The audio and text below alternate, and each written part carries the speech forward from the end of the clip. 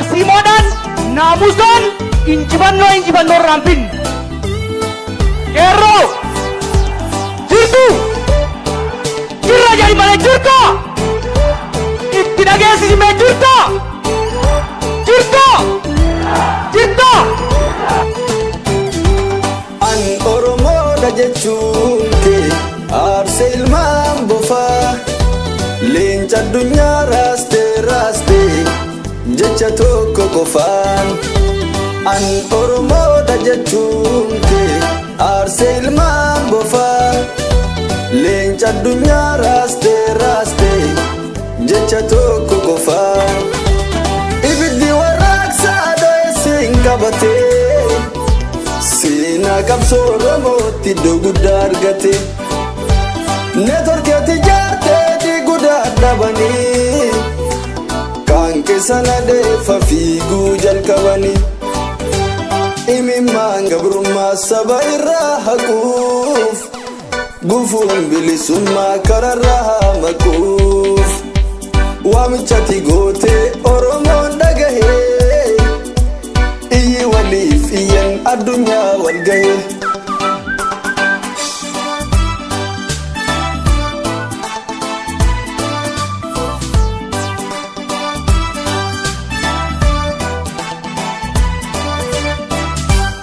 Akka kaayoon sabaa hinafne kufeetiin ibidda qabsiiste dhaloota qubeetiin qabsoo bittinnaa erga walii qabdee siyaasan diinotaa akka elee cabdee bakka seentu dhabdee.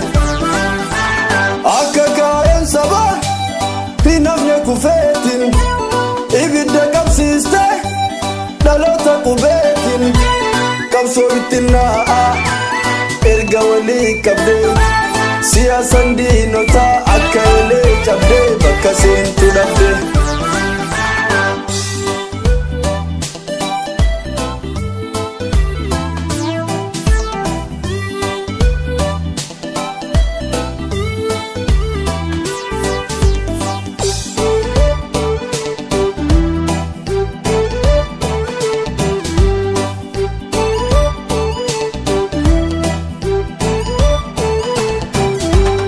An Oromoodha jechuun kee aarsee ilmaan bofaa leenca addunyaa raastee jecha tokko qofaan.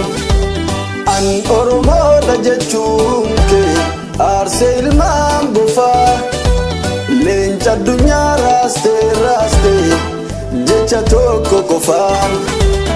Ibiddi warraaqsaa dho'eessiin qabatee seenaa qabsoo Oromootti iddoo guddaa argate.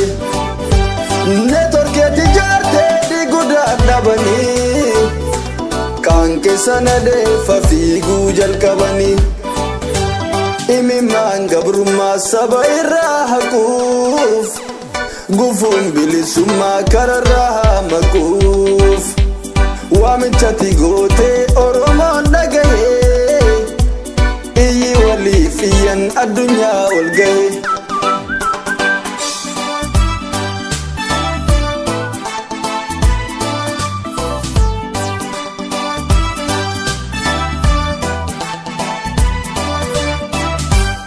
Akka kaayoon sabaa hinafne kufeetiin ibidda qabsiiste dhaloota qubeetiin qabsoo bittinnaa erga walii qabdee siyaasan diinotaa akka elee cabdee bakka seentu dhabdee. Akka kaayoon sabaa hinafne kufeetiin ibidda qabsiiste dhaloota qubeetiin qabsoo bittinnaa erga walii qabdee siyaasan diinotaa akka elee cabdee bakka seentu dhabdee. Abjuu waggaa dhibbaa akka hiikamutti ijaarsi xaxamaan akka diigamutti karaa kaayyoo diinaa laayyotti addaan foonaan gantuu fi ergamtuu qaroominaan moonaan sabni abdii kutatee manatti dacha'e siin abdii horatee qabsootti as ba'e. ilaalcha tuultotaa qarri kan kee doomsee alagaa booresee fira kan kee boonse gariin kan naafee sitti ta'uuf gufuu waan ati hin qabne qaba jedhee dhufuu Oromoo dhugaan kee gurra seene biraa dhagaamuu dhabee kufe oduun shiraa haqa kee haqanis hayyoonni maqaadhaa hamma keen gahanii hojiin kee ragaadha alaabaa Oromoo ifatti otoo hin dhaamne roobni siyaasaa kee akka nurraan caamne